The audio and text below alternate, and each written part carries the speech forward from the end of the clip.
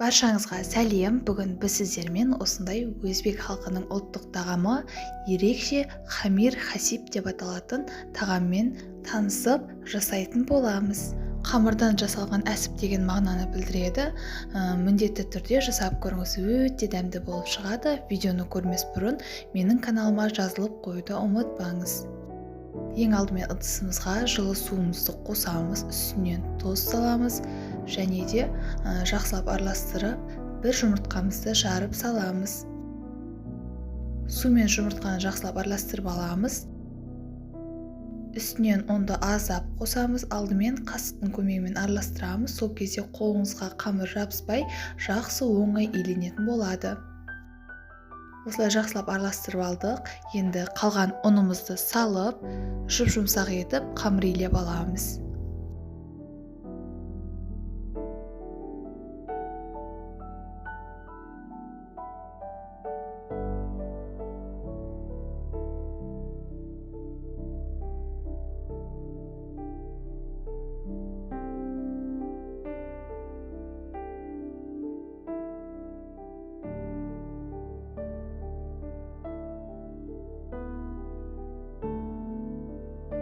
Осылай 4-5 минут аралығында қамырды илеп алдық. Енді бетін жауып 15 минутқа тындырамыз. Ал енді осы кезде начинкасын дайындаймыз. Салмасына пиязды ұсақтап турап аламыз.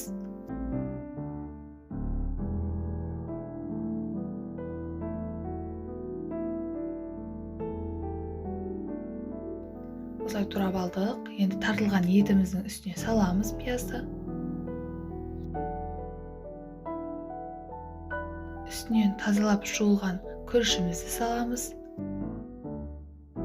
Татымына қарай тұз, бұрыш қосып, жақсылап араластырамыз. Қанша қосу керектігі видеоның астындағы описаниеде жазылып тұр. Сочный болып шығу үшін сұйық майдан кішкене қосып жіберсеңіз болады. Жақсылап араластырып алдық. Осымен біздің салмамыз дайын. Енді қамырымызды алып, екі бөлікке бөліп аламыз. Кішкене екі зола шығарамыз. Немесе дәл осылай тұрған күйінше үлкен етіп жайсаңыз болады. Мен осылай екіге бөліп алдым. Сол кезде жұп-жұқа болып, әдемі болып жайылатын болады. Қамырды алып, оны сеуіп, енді жұп-жұқа етіп жайып шығамыз.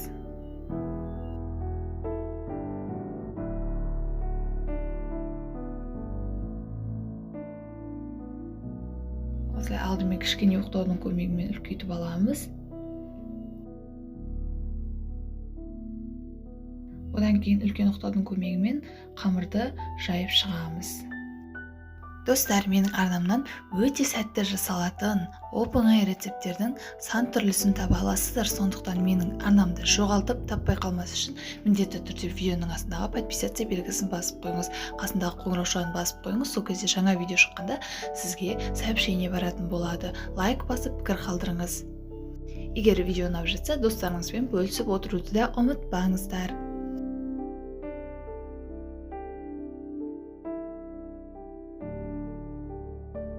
Мінеки қамырымыз үлкен жұп-жұқа болып шықты. Енді үстіне сұйық майды құйып, барлық жеріне жеткізіп жағып шығамыз. Видеода көрсетілгендей етіп қайталасаңыз болады. Сол кезде қатты майлы болып кетпейді.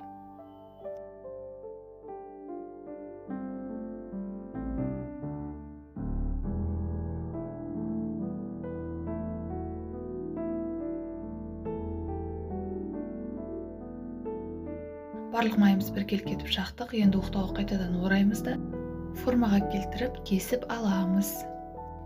Осылай алдымен оқтаудың көмегімен бір-бірінің үстіне осылай орналастырып шығамыз да кесіп шығамыз пышақпен. Одан кейін оны жайып, тағы да 4-5 формаға келтіріп кесіп аламыз.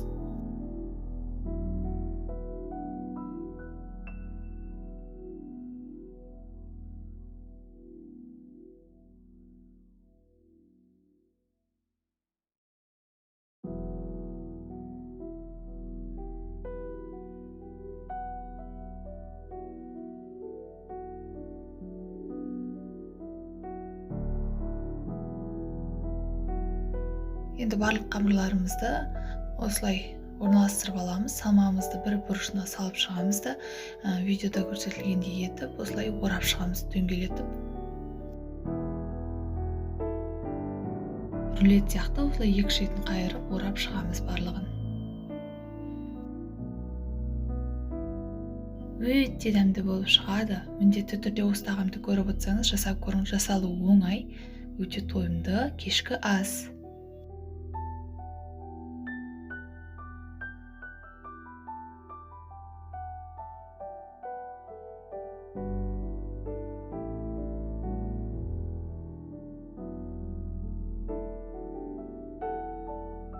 Осылай барлығын түйіп аламыз. Бізде бұл рецепт бойынша 2 лист мантываркадан 2 лист тағам шықты. Егер сіз үлкен отбасы болсаңыз, осы барлық ингредиенттерді 2 есе көбейтіп жасасаңыз болады.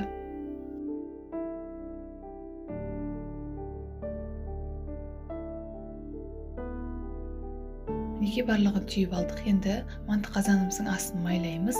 Бетін майлап шықсаңыз болады. Осылай бір-біріне жақындатпай орналастырып шығамыз. Піскен кезде бұлар ісінетін болады.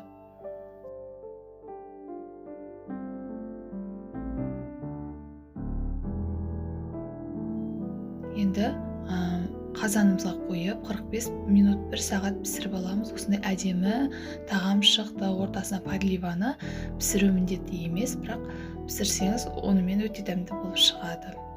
Ішін көрсетейін. Мінекей етпен күріштен жасалған өте дәмді тағам, маған қатты ұнады, әрі тойымды кешкі ас екен. Міндетті түрде тағы да жасайтын боламын. Сіздер жасап көріңіз, астарыңыз дәмді болсын. Сіздермен болған Мадина.